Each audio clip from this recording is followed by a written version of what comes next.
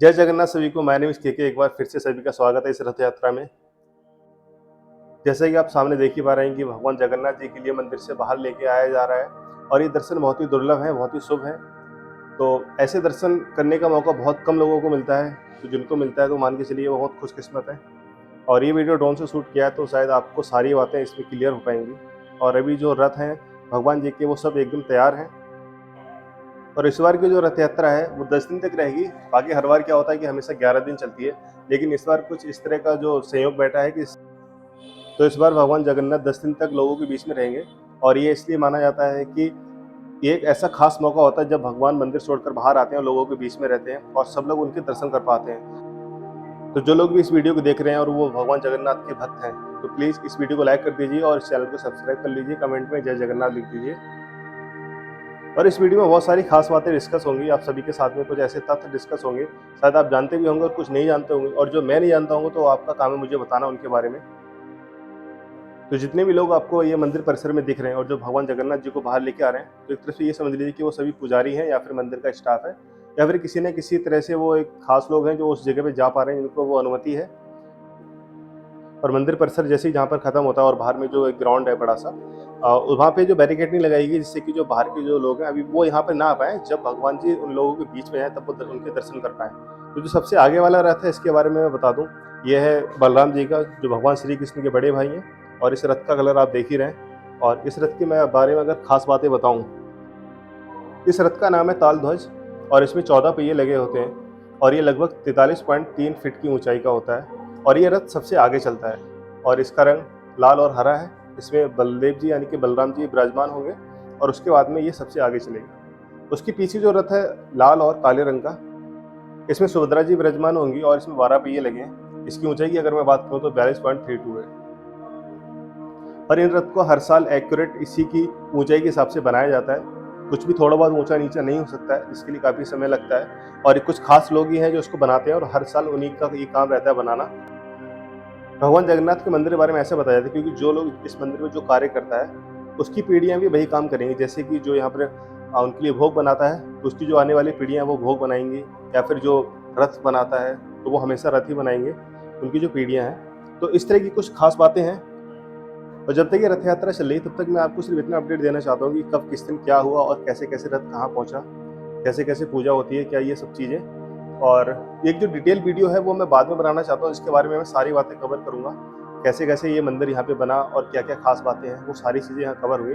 तो जो सबसे पीछे रथ है वो है भगवान श्री कृष्ण का, यानी कि जगन्नाथ जी का रथ है। उसका रंग है लाल और पीला। इस रथ के बारे में बात करें तो इसमें सबसे ज़्यादा पहिए हैं, वो लगे हुए हैं 16 पहिए।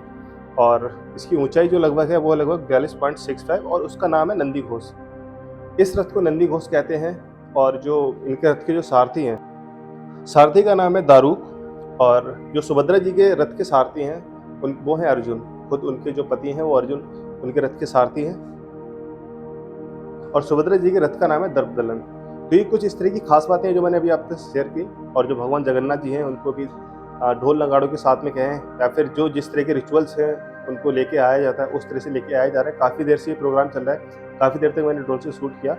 और लेकिन उनको मतलब एक एक करके सबसे पहले बलराम जी आए, फिर सुभद्रा जी आई, और अभी भगवान श्री कृष्ण यानी कि जगन्नाथ जी आ रहे हैं। तो ये बहुत ही खास माना जाता है इसलिए क्योंकि भगवान जगन्नाथ खुद लोगों के बीच में जाते हैं और सब लोग उनके दर्शन कर पाते हैं। और इतनी भीड़ होती है, उस भीड़ में आपको कैसे बचना है, कैसे संभलना है, ये सारी बातें मैं आपको ड्रोन के थ्रू और ऑन ग्राउंड जाके सारी बातें बताऊंगा मैं। और अगर मैं यहाँ पर अब मौसम की बात करूँ तो सुबह से जो मौसम था, सुबह मौसम था एकदम धूप थी, उसके बाद में हल्के हल्के बादल आए। और अब जैसे जैसे भगवान जी को बाहर लेके आया जा रहा है वैसे वैसे मौसम भी बदलता जा रहा है। तो ये है अभी का मौसम, और शाम तक हम देखेंगे जो बाकी अभी जो वीडियो शूट होगा उसमें शाम को मौसम कैसा हो जाता है। तो ये सारी चीज़ें भी मतलब एक दिन में कितनी बार यहाँ पर मौसम चेंज हो रहा है, किस तरह से बदल रहा है, वो सब चीज़ें रिकॉर्ड हो रही हैं जो आपके सामने आएंगी आज।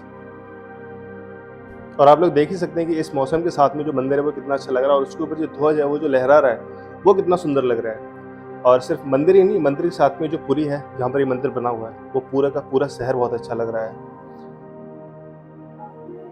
तो अभी जो भगवान जगन्नाथ जी को लाने का कार्यक्रम है, देखते हैं अभी वो कहाँ तक आ चुका है। थोड़ा सा मैं ड्रोन को नीचे करता हूँ, जहाँ पर थे उतने ही वहीं पर ही हैं अभी। मतलब तो बिल्कुल धीरे धीरे उनको आगे लेके आया जा रहा है, जो रिचुअल्स है उनके साथ में। मैं यहाँ पहली बार आया हूँ और मुझे ये देखने का मौका मिल रहा है मैं सही बता रहा हूँ, मुझे बहुत भाग्यशाली महसूस हो रहा है, मैं अपने को बहुत लकी मान रहा हूँ इस चीज़ को।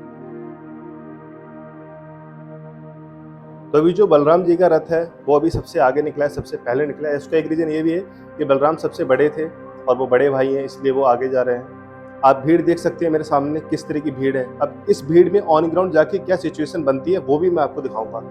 अभी तो सिर्फ आप ड्रोन से देख रहे हैं और आपने टीवी में या फिर किसी वीडियो में ऐसे देखा होगा, तो वो आपको देखने में कैसा लगता है ऑन ग्राउंड जब आप वहाँ जाते हैं, या फिर जो लोग गए हैं और वो इस वीडियो को देख रहे हैं, उनको वो सारी चीज़ें खुद पता है। यहाँ पर वाटर कैनन का इस्तेमाल किया जा रहा है क्योंकि गर्मी अब इस समय बहुत है। जो मैंने पहले का मौसम दिखाया था वो बहुत सुहावना था, और जैसे ही बादल जब यहाँ से हटते हैं और धूप निकलती है, तो यहाँ की गर्मी में कुछ ऐसा है कि बहुत ज़्यादा पसीना आता है और गर्मी बहुत ज़्यादा अचानक से बहुत तेज़ लगती है। तो जो भी जितने भी यहाँ श्रद्धालु आए हैं, मैं उनकी हिम्मत को एकदम सैल्यूट करता हूँ, और हर साल ही श्रद्धालु आते हैं और हर साल ये संख्या बढ़ती जाती है। तो इस माहौल में, इस भीषण गर्मी में ये सिचुएशन फेस करना, वहाँ पे जाना, और सबसे बड़ी एक दिक्कत जो आती है पानी की, तो कृपया जब भी आप यहाँ जाएँ, पानी वैसे आपको मिलेगा, लेकिन आपने कोशिश करना है कि पानी की बोतल हमेशा साथ में कैरी करनी है, क्योंकि जिसका सबसे बड़ा रीज़न मैंने आपको बताया कि पसीना बहुत आता है जब धूप निकल आती है, तो डिहाइड्रेशन ना हो किसी तरह का, तो आप लोग उस चीज़ का ध्यान रखें। और अभी हम ऑन ग्राउंड चलते हैं भीड़ के पास। तो अभी ये फ़िलहाल सिचुएशन है ऑन ग्राउंड की, और आप अभी यहाँ देख ही सकते हैं। तो अभी मैंने गलियों के थ्रू इसमें यहाँ पे एंटर किया है, क्योंकि बहुत से जगह के रास्ते बंद कर रखे हैं। उसका रीज़न यही है कि लोग हर तरफ से यहाँ पे ना आए, और जिसकी वजह से कोई भी उनको ऐसे दिक्कत का सामना ना करना पड़े। इतना बंदोबस्त होने के बावजूद भी अभी हम देखेंगे कि ये वीडियो सिर्फ 5 मिनट ही मैं यहाँ पे शूट कर रहा हूँ, किस तरह का माहौल बनता है यहाँ पर। तो एकदम ही खाली है रास्ता, ठीक है, अभी जब हम चल रहे हैं। और इस बंदे को देखिए जो स्प्रे कर रहा है पानी की। जैसे मैंने आपको बताया कि गर्मी बहुत ज़्यादा लगती है, तो इसकी वजह से एक छोटी सी टैंकी लेके भी बंदे के ऊपर पानी का स्प्रे किया जा रहा है। और जो मैंने आपसे फायर ब्रिगेड की गाड़ियों की बात करी थी, तो उसका इस्तेमाल भी पानी की बौछार के लिए ही किया जाता है, जो कि मुझे बाद में पता चला। हालाँकि वो दोनों चीज़ के लिए है, गर्मी से राहत देने के लिए भी और किसी इमरजेंसी के लिए भी। तो अभी तक तो लोग यहाँ पे ठीक-ठाक सब आगे जा रहे हैं और कुछ शांति से निकल भी जा रहे हैं। आप जैसे देख पा रहे होंगे कि एक तरफ से जाना और दूसरी तरफ से आना। और बहुत सारे लोगों ने छाता का इस्तेमाल भी किया है। वो उनको दोनों चीज़ से फ़ायदा है, एक तो धूप से, और दूसरा जब अगर बारिश शुरू हो जाती है अचानक से, क्योंकि ऐसे में क्या है कि लोगों के पास मोबाइल भी होंगे, कुछ ऐसे गैजेट भी होंगे, कैमरा होंगे, तो उनको नुकसान ना पहुँचे, वो बच सकते हैं। और अभी हम यहाँ एकदम नज़दीक पहुँच चुके हैं, जहाँ पर ये भीड़ मतलब एक तरह से इकट्ठा हो रही है, और उसके आगे नहीं जाने दिया। जैसे मैंने आपको बताया कि वहाँ पे आगे बैरिकेडिंग है, आगे जो रथ खड़े हुए हैं, तो उसके आगे फिर वहाँ से नहीं जाने दिया जा रहा है। तो लोग यहाँ से ही वापस चले जा रहे हैं। अब सपोज़ ये कंडीशन बनती कि या तो मैं भीड़ में घुस के जाऊँ, तो उससे बेटर ये रहेगा कि जब रथ यहाँ पर आपके सामने से निकले तब आप उनके दर्शन करें।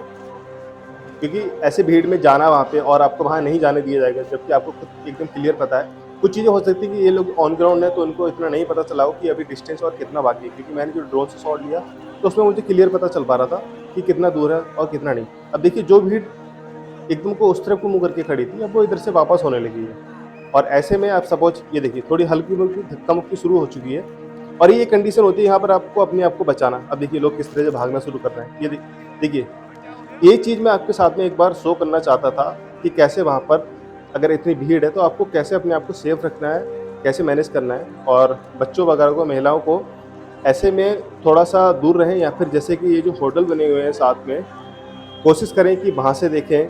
थोड़ा बहुत पैसा लेंगे, दे दीजिए।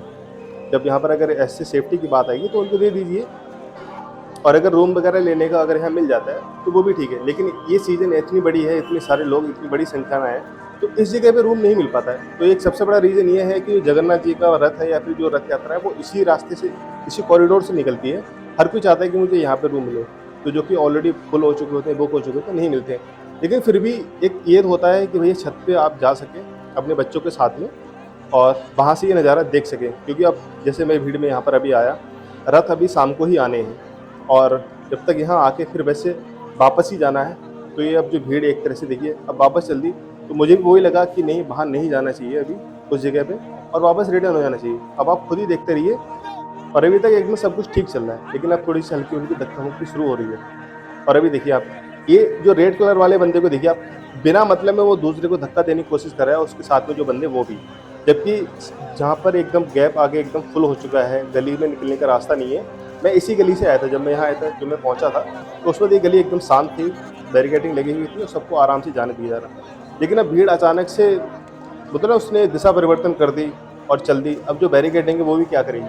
या फिर वहाँ पे जो पुलिस वाले खड़े हैं वो इतनी संख्या में नहीं है, क्योंकि जो मैनेजमेंट होता है वो लिमिटेड होता है और जो भीड़ है वो अनलिमिटेड है। तो ऐसे में जो भीड़ है उसने ही ध्यान रखना है कि मैं क्या कर रहा हूँ, और सबको पता रहता है कि धक्का कौन दे रहा है। तो कुछ लोग इस तरह के आते हैं और जिनकी वजह से थोड़ा-सा माहौल ख़राब होता है। एक धक्का देता है फिर वो दूसरा भी शुरू कर देता है। तो ऐसे में ये सिचुएशन ख़राब हो जाती है। अब देखिए ये पुलिस ने यहाँ पर बैरिकेडिंग लगा रखी थी अच्छी खासी, जब मैं इसी रास्ते से आया, और फिर यहाँ पर पुलिस वालों को भी समझ में आ जाता है कि ठीक है भैया, नहीं रोक पाएँगे तो वो साइड से इशारे करेंगे, आप उस तरफ से जाइए।